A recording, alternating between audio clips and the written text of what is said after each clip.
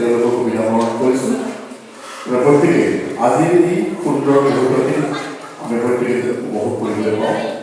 কিয়নো যিজন ব্যক্তিক আমি আজি স্মৰণ কৰিব ওলাইছোঁ, যিজন ব্যক্তিক আমি আজি তেওঁৰ জন্ম জয়ন্তী উদযাপন কৰিব ওলাইছোঁ, তেওঁ হ'ল বিৰচা মুণ্ডা।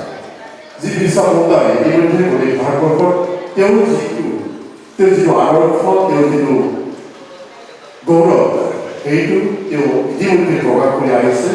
আৰু সম্পূৰ্ণ ১৫০ বছৰ পিছত গোটেই ভাৰতবৰ্ষত তেওঁৰ যিটো আন্দোলন আছিলে সেইখিনি আমাৰ মাজত দাঙি ধৰিবলৈ আপ্ৰাণ চেষ্টা কৰিছে।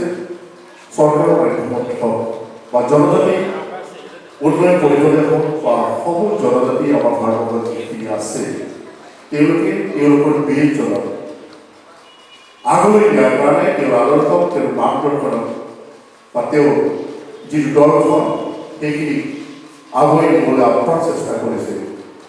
হয়তো আমি আজি এই মুহূৰ্তত আটাই সুখী হৈছোঁ বিৰচা মুণ্ডাৰ দৰে এজন মহান ব্যক্তিক আমি স্মৰণ কৰিবলৈ পাৰি বা তেওঁৰ ১৫০ বছৰ জন্ম জয়ন্তী উদযাপন কৰিবলৈ পাৰি আমি আচলতে সুখী হৈছোঁ। কিয়নো এজন বীৰক আমি সন্মানেৰে তেওঁৰ যিটো কৰ্মৰাজি আমি আগবঢ়াই দিবলৈ আজি উপস্থিত হৈছোঁ। যিয়ে নহওক, এবাৰ আমি